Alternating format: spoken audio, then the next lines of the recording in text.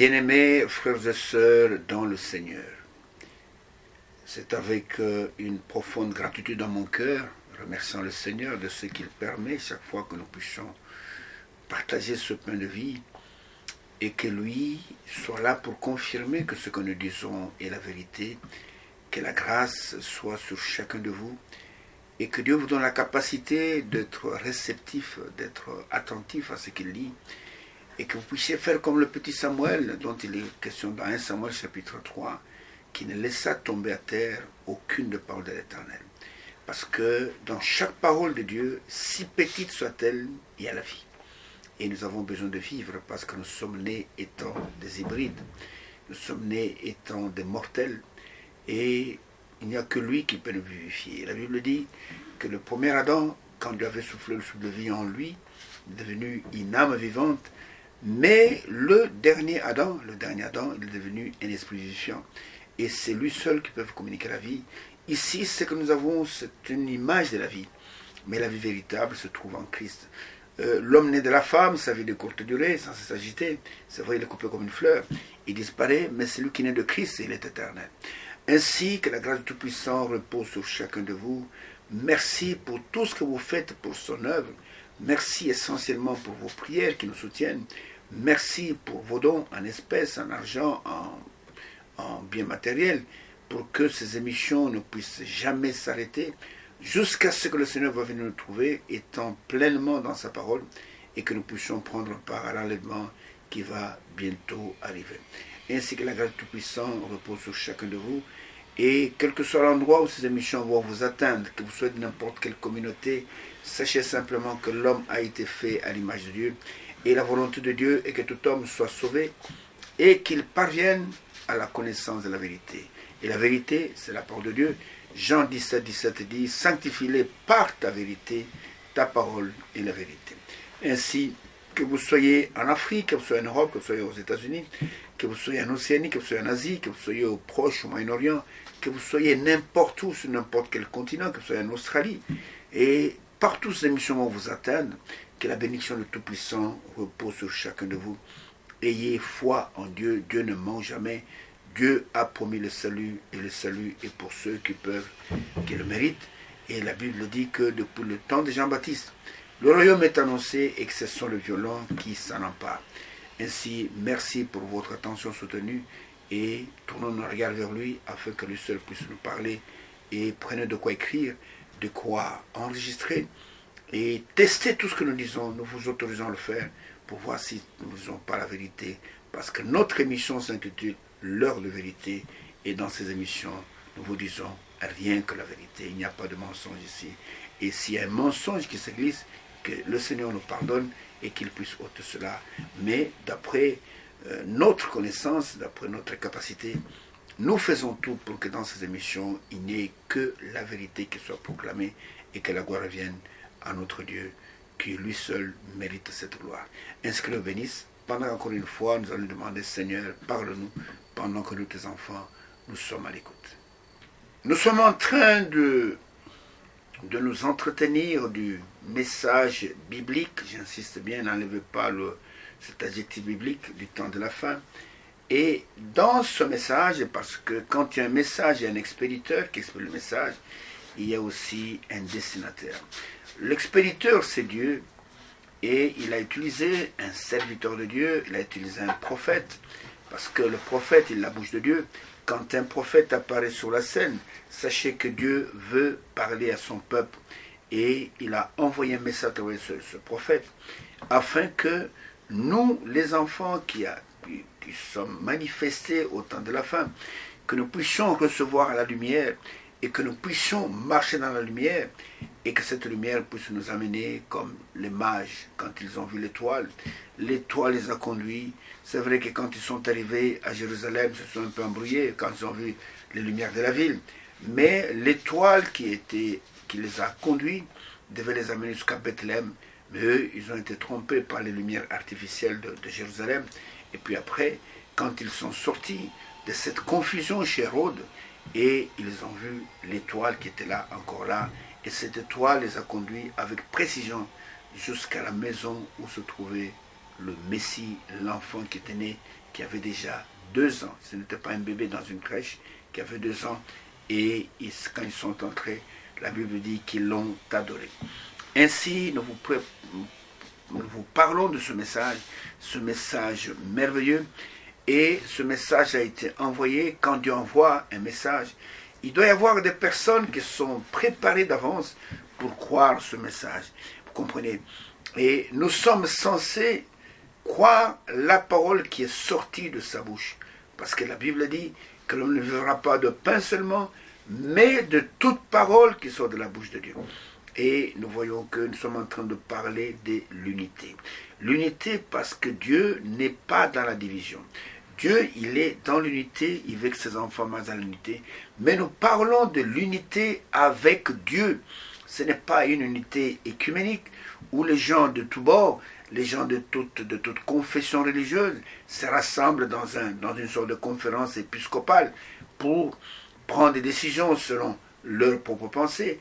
Non, nous parlons de l'unité avec Dieu, de l'unité où nous sommes unis avec les Créateurs, tel que les premiers humains, Adam et Ève, étaient unis avec lui, et que Dieu descendait chaque soir dans le jardin d'Éden pour parler avec eux. Et il parlait de quoi? Pas de la politique, non pas de la politique, et pas des choses de ce monde. Il parlait de sa parole. Parce que l'homme est censé vivre uniquement de toutes paroles qui sont de la bouche de Dieu. Et je vais relire encore ces passages que nous avons comme passage de base pour notre sujet. Nous prenons Hébreux chapitre 1er d'abord, les 3 premiers versets. Hébreux chapitre 1er, verset 3 versets, il est écrit: après avoir autrefois, à plusieurs reprises, de plusieurs manières, parlé à nos pères par les prophètes, Dieu, dans ce dernier temps, nous a parlé par le Fils, avec majuscule. Il a établi héritier de toutes choses. Par lui, il a aussi créé l'univers. Le Fils est le reflet de sa gloire et l'empreinte de sa personne. Et il soutient toutes choses par sa parole puissante. Il a fait la purification des péchés et s'est assis à la droite de la majesté divine dans le lieu très haut. Il nous a dit ici que Dieu, après avoir parlé dans les anciens temps, parlé à nos pères, c'était les pères des Juifs, par les prophètes, parce que les prophètes étaient les porte-parole de Dieu, Dieu, dans ce dernier temps, nous a parlé par le Fils. Tout ce que Dieu fait, il le fait au travers du Fils. Même l'unité que nous voulons, c'est au travers du Fils. Et la Bible dit que Dieu était en Christ, réconciliant le monde avec lui-même, en n'imputant point aux hommes leurs offenses. Parce que le Fils, il a fait la purification du péché pour que nous soyons réconciliés avec le Père.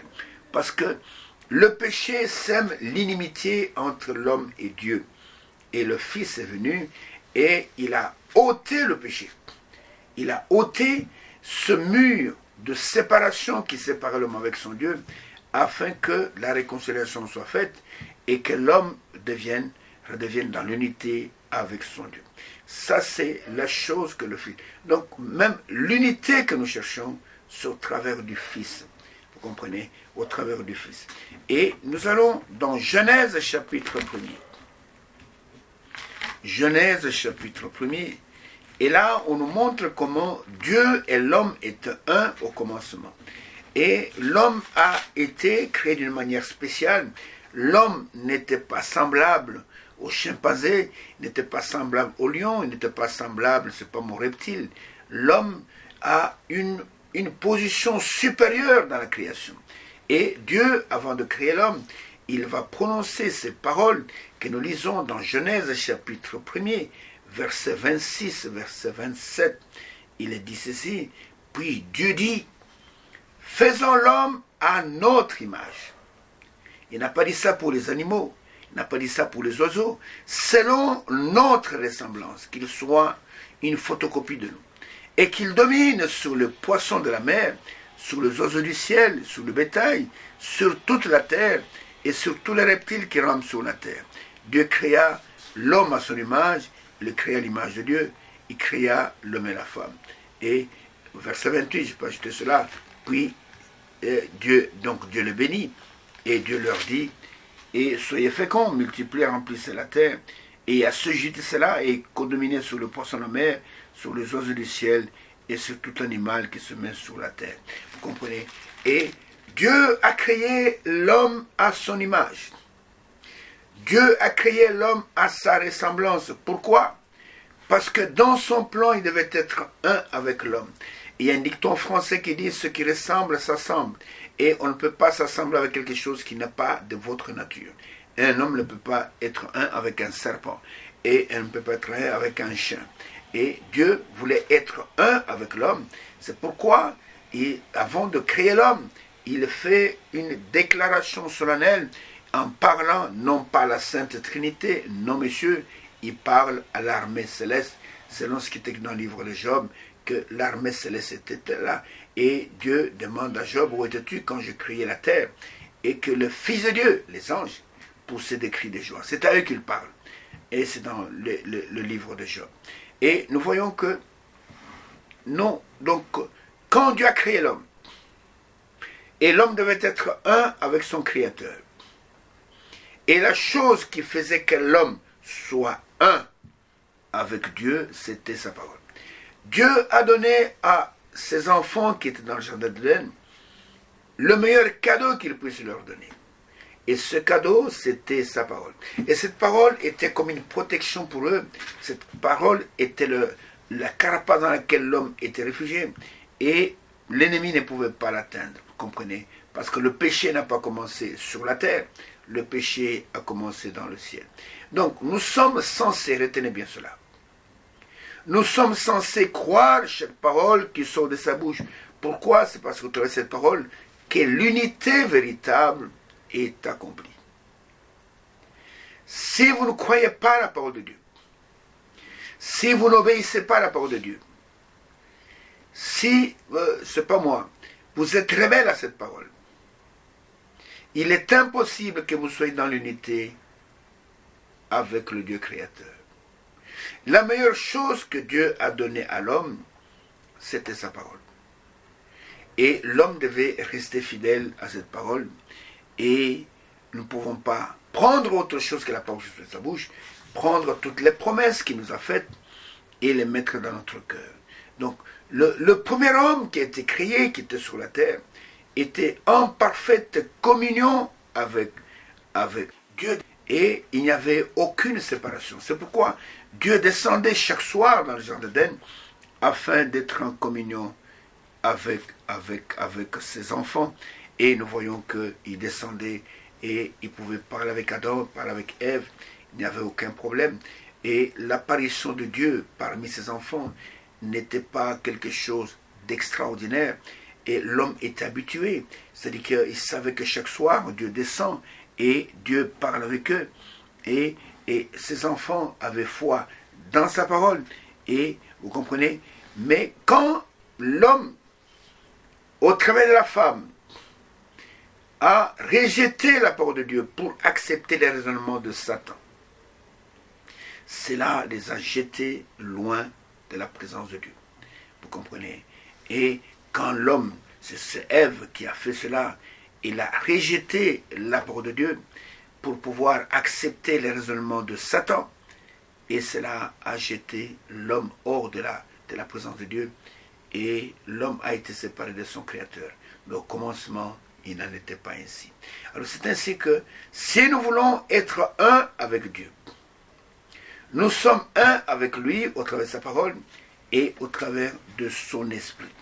Et quand Ève, elle a refusé d'obéir à ce que Dieu avait dit, et qu'elle a accepté le mensonge de Satan, vous savez-vous pourquoi elle avait fait ça? Elle a fait ça parce qu'elle voulait avoir une meilleure intelligence et pensait qu'elle serait plus intelligente. Satan leur a trompé. Satan dit à Ève, au travers du serpent, Dieu ne vous a pas tout dit, Dieu vous a caché quelque chose. Dieu ne veut pas que vous soyez semblable à lui. Il vous a caché parce qu'il ne veut pas que vous soyez aussi des créateurs. Et il leur a dit, le jour que vous allez manger de cet arbre, il vous a défendu. Vous serez comme lui, vous serez des créateurs et vous allez créer comme lui l'a créé. En fait, ce n'était pas créé. Satan parlait de la procréation, de l'engendrement, et il parlait de la naissance, par le croisement de l'homme et de la femme. Et il leur a fait croire que vous allez... C'est ainsi que dans l'Antiquité, les premiers hommes, et cela se voit dans les dessins qu'ils ont laissés dans des grottes, comme je crois que c'est en Belgique, les grottes d'Escaut, et la femme était pratiquement vénérée comme une déesse, parce qu'on pensait que dans son sein, dans son ventre, la femme, elle criait, parce qu'on ne pouvait pas comprendre que cette femme, et on voit de son ventre sortir un être vivant, un être qui pleure, un être qu'on peut porter. Alors on disait que la femme, elle doit être une déesse, parce que dans son sein, là, elle crie. Et c'est à cela que Satan a trompé la femme, en lui disant que vous allez devenir comme Dieu, vous allez crier. Mais ce n'était pas crier, c'était la procréation, c'était l'engendrement, c'était le fait de tomber enceinte, d'avoir des enfants. Et que l'homme et la femme ne connaissaient pas encore. Mais Satan leur a fait croire que vous serez comme Dieu. Et nous voyons que, et quand la femme a fait cela, qu'elle a accepté le raisonnement de Satan, qu'est-ce qu'elle a fait? Elle a jeté toute la création humaine, toute la descendance d'Adam fut jetée dans la mort et dans la désolation. Ce qui est écrit dans Romains au chapitre 5. Romains au chapitre 5. Et je prends simplement un seul verset, le verset 12. Et regardez ce qui est écrit après que Adam soit tombé dans le péché, entraîné par sa femme. Et regardez ce qui est écrit là-bas. Romains 5, verset 12. C'est pourquoi, comme par un seul homme, le péché est entré dans le monde, et par le péché, la mort. Et qu'ainsi la mort s'est étendue sur tous les hommes, parce que tous ont péché. La mort s'est étendue sur... C'est pourquoi nous mourons.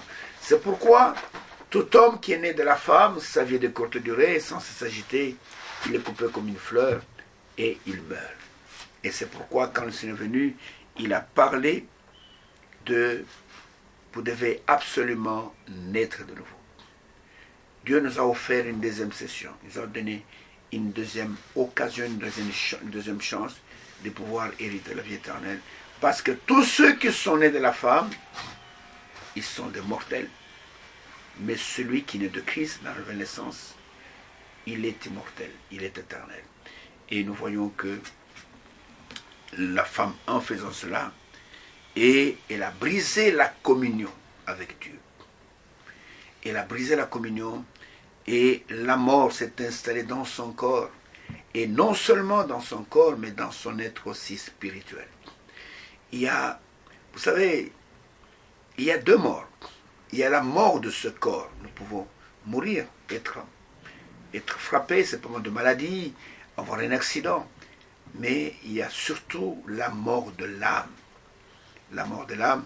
Et c'est donc il est écrit que l'âme qui paye, c'est celle qui mourra. Et l'âme, elle pêche comment? En refusant d'accepter ce que Dieu dit dans sa parole. C'est pourquoi aujourd'hui, Satan tue plus que du temps de la persécution dans les premiers âges. Dans les premiers âges, on te prenait, tu ne crois pas, et tu persévères dans cette soi-disant doctrine qu'ils appelaient, on te tue. Mais aujourd'hui, au travers de la falsification de la parole, Satan tue des millions et des millions de personnes. Et c'est un génocidaire. Il tue beaucoup de gens et les gens ne s'en rendent pas compte. Alors, la femme, en faisant cela, et en acceptant la sagesse, l'intelligence, c'est pas moi, l'instruction de Satan, et elle s'est jetée elle-même dans la mort, elle a jeté toute la possibilité de son mari dans la mort, et c'est pourquoi nous mourons aujourd'hui, et nous voyons que nous sommes devenus, comment je veux dire, errants sur cette terre, nous sommes devenus de mortels. La corruption habite dans nos corps, ce qui n'était pas le cas au commencement, et nous sommes séparés de notre Dieu. L'unité que Dieu voulait n'est plus là. Vous comprenez? Elle n'est plus là. Et nous comprenons par là que si cela est arrivé, parce que Ève a douté d'une seule parole de Dieu, d'une seule parole de Dieu, et voici le chaos que cela engendrait. Alors, nous nous posons la question, toutes ces églises qui nous entourent, tous ces groupements de prières, ce groupe de prières, qui sont autour de nous, qui ne rejette pas une parole, mais qui rejette beaucoup de paroles de Dieu, quel sera leur sort? Tous ces gens, ils pensent qu'ils vont aller au ciel. Ils pensent qu'ils seront dans l'enlèvement. Mais je peux vous dire que dans l'enlèvement, il n'y aura que la sémence pure. Dans l'enlèvement, il n'y aura pas des aventuriers. Dans l'enlèvement, il n'y aura pas de membres de communauté. Dans l'enlèvement, il n'y aura que les membres du corps de Christ. Et nous voyons que quand Ève a fait cela, et cela les a séparés de Dieu. Les a séparés de Dieu. Et de la même manière, quand l'Église doute de la parole de Dieu, et qu'elle rejette ce que Dieu dit, qu'est-ce qui lui arrive? Cette Église, elle est jetée loin de la présence de Dieu. Regardez, dans Ésaïe chapitre 59, Ésaïe chapitre 59, et Ésaïe nous parle un peu de ce qui met notre séparation avec notre Dieu créateur. Prenez avec moi Ésaïe 59, je vais lire simplement 4 versets, du verset 1er jusqu'au verset 4. Vous comprenez? Jusqu'au verset 4. Il est écrit, non, la main de l'Éternel n'est pas trop courte pour sauver. Sa main n'est pas trop courte. Dieu n'est pas incapable de sauver. Ni son oreille trop dure pour entendre. Dieu n'est pas devenu sourd. Son oreille ne peut pas perdre, comment dire, c'est pas moi, la faculté auditive. Dieu, il écoute les prières. Ni son oreille trop dur pour entendre. Mais ce sont vos crimes, écoutez, qui mettent une séparation entre vous et votre Dieu. Vous comprenez? Qui mettent une séparation entre vous et votre Dieu. Ce sont vos péchés qui vous cachent sa face et l'empêchent de vous écouter. Où est-ce que le péché fait? Le péché coupe la communion. Ce sont vos péchés qui vous cachent sa face et l'empêchent de vous écouter. Car vos mains sont souillées de sang et vos doigts de crime. Vos lèvres pour faire le mensonge. Votre langue fait entendre l'iniquité. Nul ne se plaint avec justice. Nul ne plaide avec droiture. Ils s'appuient sur des choses vaines et disent des faussetés. Ils conçoivent le mal et enfantent le crime. Vous voyez ce qui met une séparation entre nous les créateurs. Au commencement, quand l'homme était dans cet état de l'innocence, que l'homme était dans cette pureté, il n'y avait rien qui l'empêchait d'être en communion avec Dieu. Parce que Dieu ne supporte pas le péché. Et l'homme pouvait être dans la présence de Dieu. Il pouvait parler avec Dieu. Il pouvait, je peux même dire, manger avec Dieu. L'homme n'avait aucun problème. Mais quand le péché est entré, le péché est venu construire un mur de séparation entre l'homme et son Dieu. Le péché est venu catapulter, chasser l'homme de la présence de Dieu. Vous comprenez? Et l'homme est devenu un errant. L'homme a commencé à errer sur la terre, à chercher comment rentrer vers son Dieu, et ce n'était pas possible. Et il a fallu qu'il soit maintenu loin de Dieu, parce qu'il était devenu insouillé. Dieu dit à l'armée céleste, voici l'homme est devenu comme l'un de nous, par la connaissance du bien et du mal. Et empêchons-le de s'avancer et de prendre l'arbre de vie et de vivre éternellement. Et parce que dans l'état où il était, il ne pouvait pas vivre éternellement. Parce que le péché ne sera pas dans l'éternité. Et nous voyons que l'homme a été chassé. Et Dieu a mis 2 chérubins à l'entrée du jardin d'Éden, afin que l'homme ne puisse pas revenir plutôt sur le chemin de l'arbre de la vie, afin que l'homme ne puisse pas aller et qu'il puisse aller encore prendre l'arbre de vie. Et nous voyons que quand Ève a fait ce qu'elle a fait, on peut se poser la question, elle était dans de très bonnes conditions. Elle avait un avenir radieux. Et la mort n'était même pas mentionnée, elle ne pouvait même pas tomber malade ou bien connaître la mort. Qu'est-ce qui a fait que Ève a été séduite par le discours persuasif de Satan?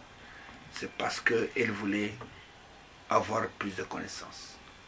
Et voulait avoir plus de sagesse. Et voulait avoir plus d'intelligence.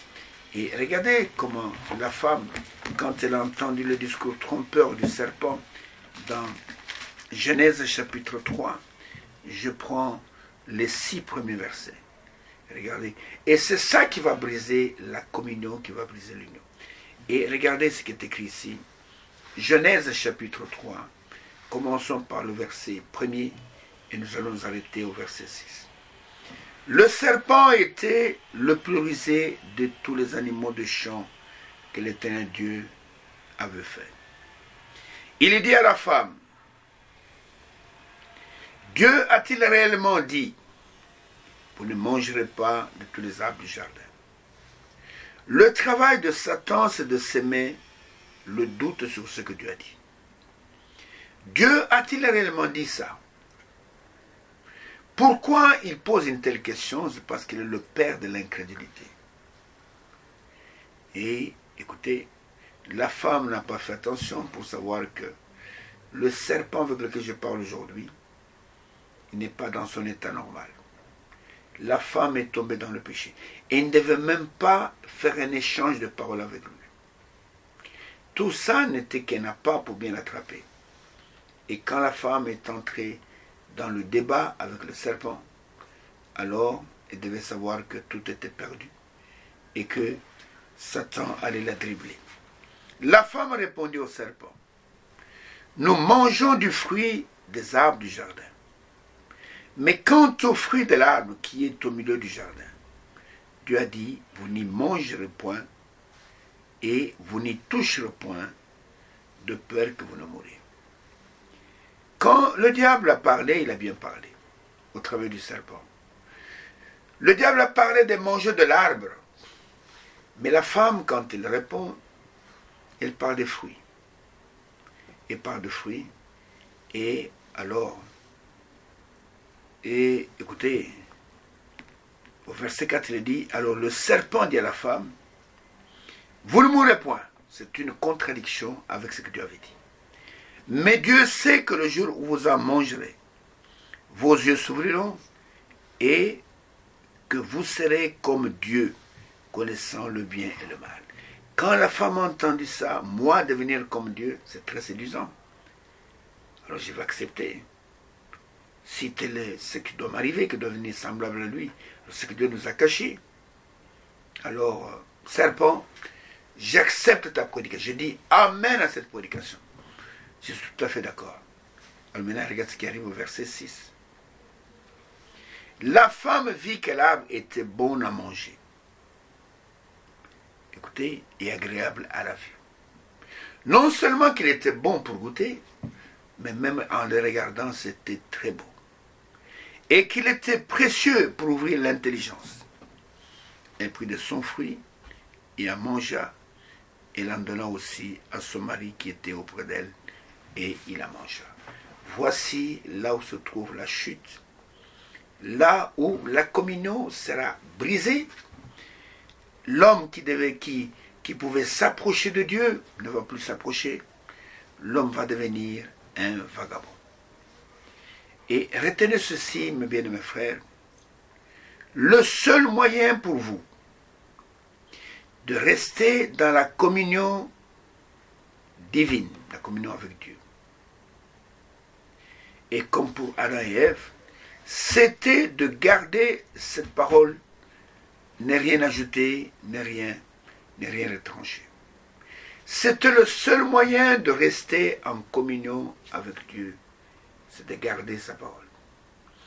Ève douta d'une seule parole, et cela causa tous les dégâts que nous connaissons, comprenez, et brisa l'union avec Dieu. Nous sommes en train de parler de l'union avec Dieu. Et quand nous aurons compris cette union avec Dieu, alors nous pourrons maintenant parler de l'union les uns avec les autres. Mais la première chose, notre union doit être d'abord verticale. Nous devons nous aimer les uns les autres, être unis l'un l'autre, et afin que nous puissions mériter la confiance de Dieu. Et qui a fait briser cette union? Satan savait que si l'homme restait dans l'unité avec Dieu, je n'aurais pas d'accès, je ne pourrais rien faire sur la terre. Et qui a fait ça? C'est le diable qui a fait ça. Et qui est Satan? Satan d'abord c'est un tourmenteur. Tout ce qui est contraire à la parole de Dieu est manifesté sur la terre pour nous combattre, pour faire de nous des sujets de Satan. Et vous devez savoir ça. Si on vous propose quelque chose, et que vous voyez que la chose est contraire à l'écriture, sachez que cette chose qu'on vous propose, c'est pour combattre Dieu. Et si vous acceptez ce venin, vous êtes vaincu et vous ne serez plus dans l'unité avec Dieu. Parce que chaque fois que vous viendrez dans sa présence, vous allez sentir que votre conscience vous condamne. Vous ne serez pas le même. Et nous voyons que le seul moyen de demeurer dans la communion avec Dieu n'est pas de croire les fausses interprétations de la parole, non pas de recevoir n'importe quel serviteur soi-disant de Dieu, mais d'être en communion avec lui, en gardant sa parole et en écoutant les hommes mandatés par lui et qui sont porteurs de la sémence. Comme Pierre était porteur de la sémence, quand il a fallu apporter la parole chez Corneille, et Dieu a demandé allez chercher Pierre, qui est chez un autre Pierre à Joppé, Pierre le corroyeur, et allez le chercher chez Simon, le corroyeur, et amenez-le, et c'est lui qui vous dira ce qu'il faut faire. Et la sémence qui nous permet de naître de nouveau vient uniquement du membre de son corps.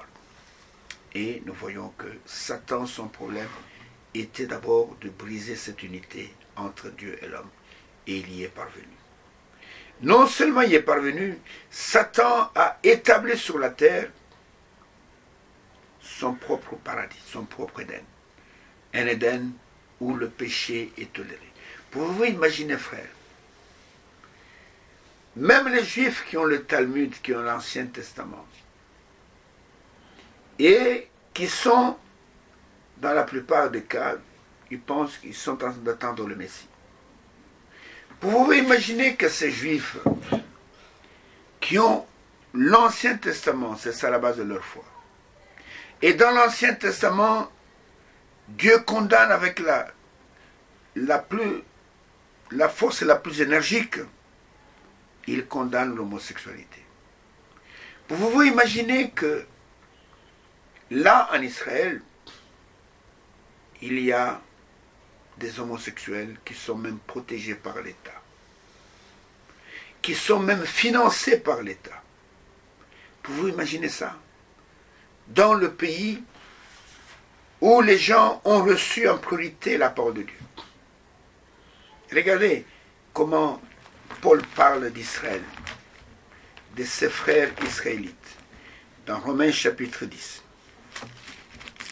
Regardez la manière dont l'homme de Dieu parle du peuple élu de Dieu.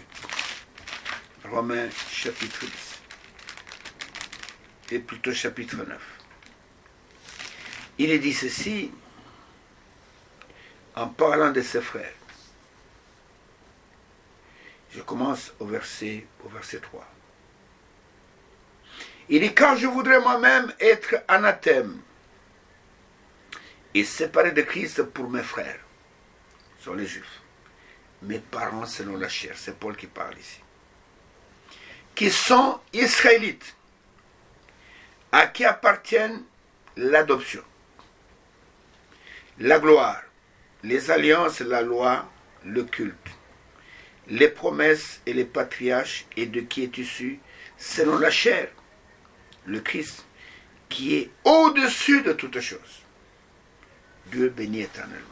Pouvez-vous imaginer que ce peuple qui est gardien de la loi, ce peuple qui a été prédestiné à l'adoption, ce peuple qui est détenteur des alliances, ce peuple qui est détenteur du véritable culte, ce peuple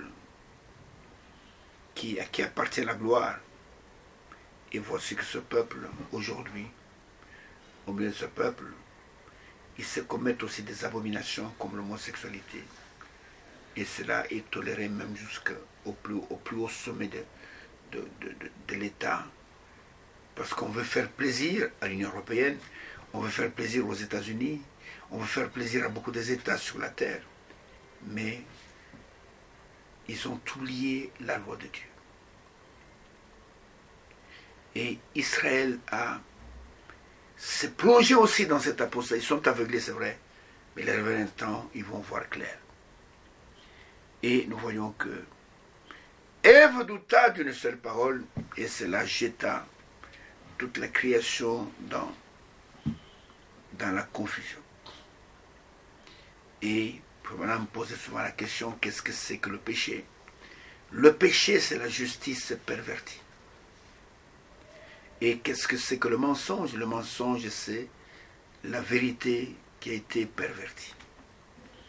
Et nous voyons que le trompeur qui est Satan est allé vers Ève et l'a séduite pas au travers de sa ruse. Et quand Ève a lâché la parole de Dieu, et pour des beaux discours de Satan, Ève est tombée dans la confusion et dans la mort. Et Dieu est venu après pour dire à la femme, tu enfanteras avec douleur, mais ton mari dominera sur toi. Et nous voyons que la femme, en faisant cela, a entraîné toute la descendance de son mari dans la mort. Et toutes ces dénominations qui nient plusieurs paroles, les conséquences sont aussi graves parce que les mêmes causes posant les mêmes effets, ce qui est arrivé à Ève, c'était pour une seule parole qu'elle a renié, mais aujourd'hui, même les églises officielles tolèrent l'homosexualité. On trouve c'est normal, alors que l'homosexualité est une pratique démoniaque. Je pèse bien mes mots. Une pratique démoniaque. Une pratique contre nature. Vous comprenez? C'est une pratique qui n'est pas normale. Quelqu'un qui pratique ces choses, c'est quelqu'un qui est malade. Quelqu'un qui est possédé par des démons. Et regardez comment l'apôtre Paul, en parlant aux Romains, en parlant de ce que les hommes font au temps de la fin. Regardez ce qu'il dit dans Romains chapitre 1er. Parce qu'ils n'ont pas voulu adorer Dieu. Il est dit, Romains chapitre 1er, commençons par le verset 26, il dit, c'est pourquoi Dieu les a livrés à des passions infâmes, des passions terribles. Car leurs femmes, écoutez, ont changé l'usage naturel en celui qui est contre nature. Et de même, les hommes abandonnant l'usage naturel de la femme, vous entendez, il y a un usage naturel de la femme, se sont enflammés dans leurs désirs les uns pour les autres, commettant homme avec homme des choses infâmes et recevant en eux-mêmes le salaire que méritait leur égarement. Comment vous pouvez comprendre que Dieu condamne une chose et ceux qui se disent être des religieux autorisent la chose qui est contraire à ça?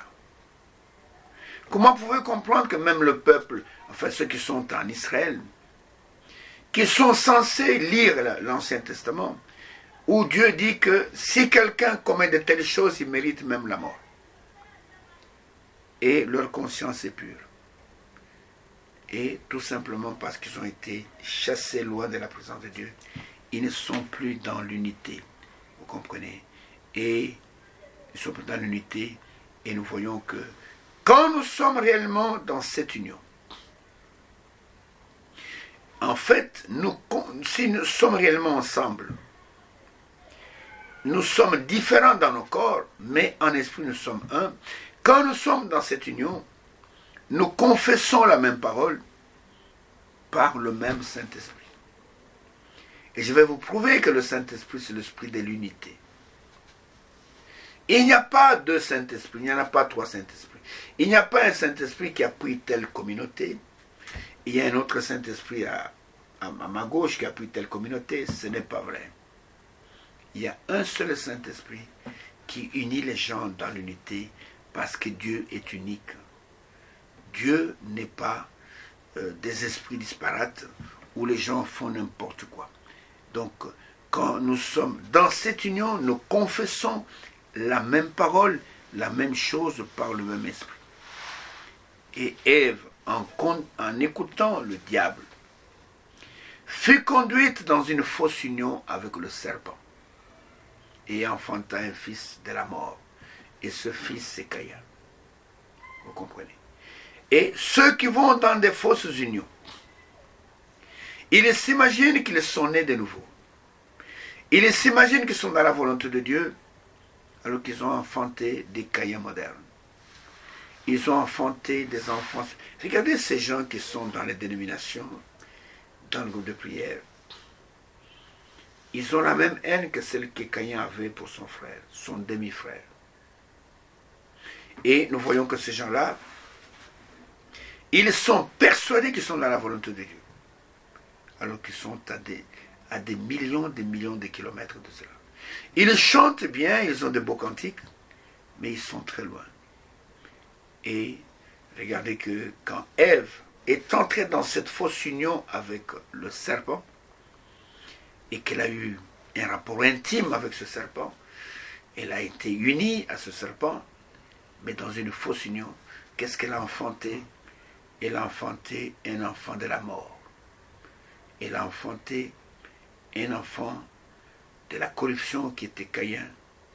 Mais Dieu avait promis à la femme que moi, Dieu, je te donnerai une semence, la semence de la femme. Et quand cette semence viendra, elle écrasera la tête du serpent et elle ramènera l'homme dans la véritable union.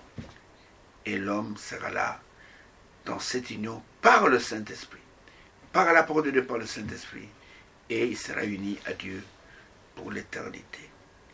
Et nous voyons que beaucoup ne comprennent pas ça. Beaucoup pensent que tout est OK. Et cette semence a été promise d'abord dans Genèse, chapitre 3, verset 15. Et regardez ce qui est écrit dans Genèse 3, verset 15. Là, il est écrit ceci. Quand Dieu étant descendu pour juger le péché qui était entré dans le jardin d'Éden, il est dit, verset 15, chapitre 3, « Je mettrai inimitié entre toi le serpent, et la femme, il n'y aura jamais de paix, entre ta postérité et sa postérité. » Donc, la femme qui n'a pas de semence, la femme, Dieu lui promet ici une postérité ou une semence. Et que cette postérité, quand elle viendra, elle écrasera la tête du serpent. Il promet une semence. Et dans Luc au chapitre 1er, il est indiqué à Adam, ou plutôt à Ève, plutôt à Marie, comment elle allait mettre au monde cet enfant qui viendrait et qui va terrasser, qui va écraser la tête du serpent. Vous savez, un serpent, si vous voulez vaincre un serpent, il faut lui trancher la tête. Il faut lui écraser la tête.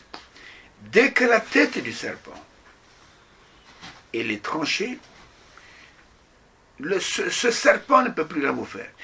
Le restant du corps peut continuer à bouger, peut faire beaucoup de bruit, peut même taper les arbres, faire ceci.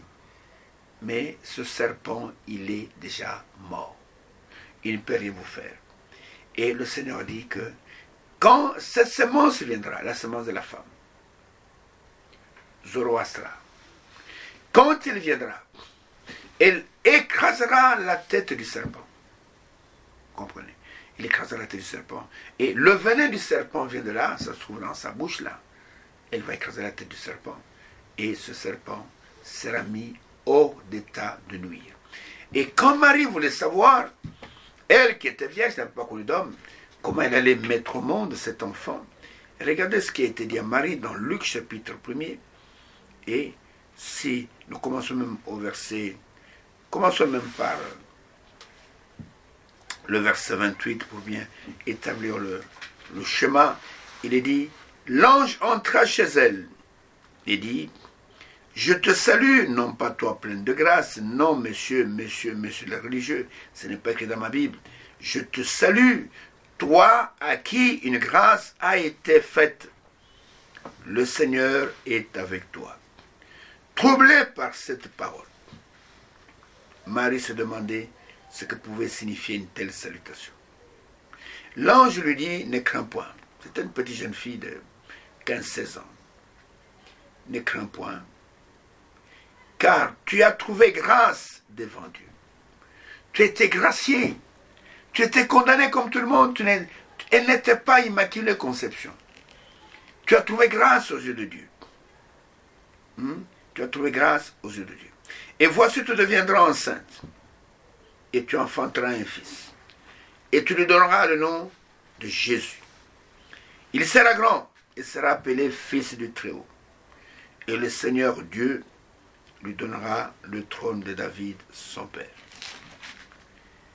Il régnera sur la maison de Jacob éternellement et son règne n'aura point de fin. Écoutez maintenant. Marie dit à l'ange, comment cela se fera-t-il puisque je ne connais point d'homme? La sémence vient de l'homme. Et l'ange lui répondit, le Saint-Esprit viendra sur toi. Et la puissance du Très-Haut te couvre de son ombre. C'est pourquoi le Saint-Enfant qui naîtra de toi sera appelé fils de Dieu. Ici, il n'est pas question d'une sémence humaine. Le Saint-Esprit viendra sur toi et la puissance du Très-Haut te couvre de son ombre. C'est pourquoi le Saint-Enfant qui naîtra de toi sera appelé fils de Dieu. Quelle parole merveilleuse.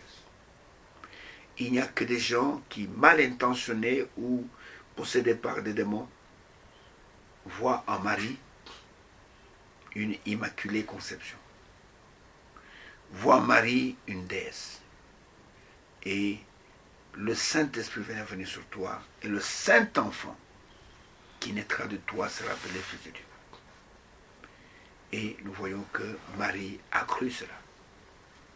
Il fallait la foi.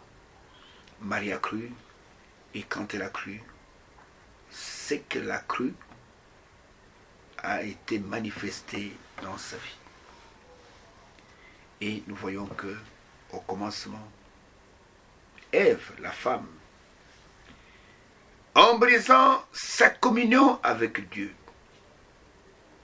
Comment Ève a-t-elle brisé la communion? En rejetant ce que Dieu avait dit, pour accepter ce que Satan avait dit, en rejetant la communion avec Dieu, pour entrer en communion avec le diable. Par sa désobéissance, cette femme a brisé l'unité avec Dieu. Elle a aussi brisé l'unité avec son mari. Chaque fois que l'Église, écoutez attentivement, brise sa communion avec Dieu, retenez bien cela avant que nous puissions terminer.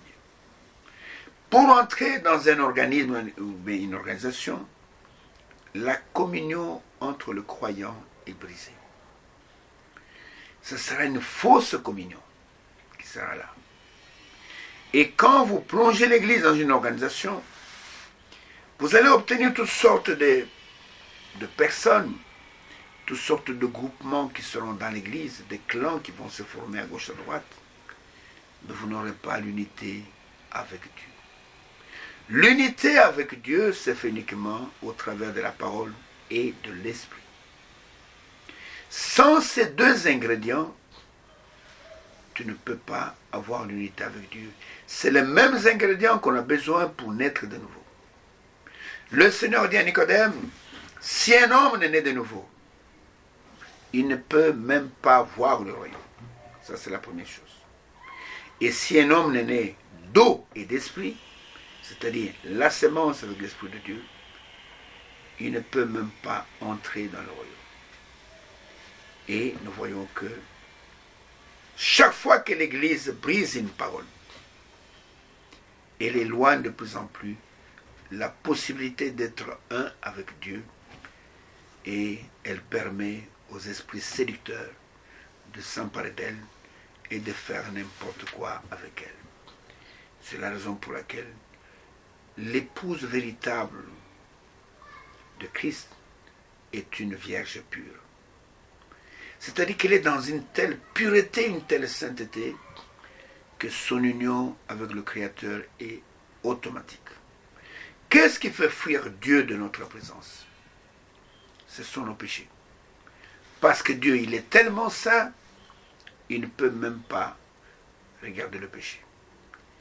Et nous voyons que quand la communion fut brisée dans le jardin d'Éden,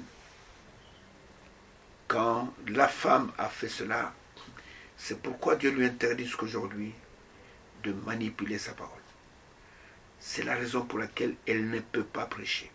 Vous, toutes les femmes qui étaient des femmes prédicatrices, je vous félicite, c'est bien, vous êtes éloquentes, vous avez bien étudié, vous savez lire. Vous savez lire en français, en anglais, en hébreu. Vous êtes bien, vous prêchez bien. Mais vous faites ces choses en dehors de la volonté de Dieu. Et au jour du jugement, vous paierez pour cela. Vous comprenez?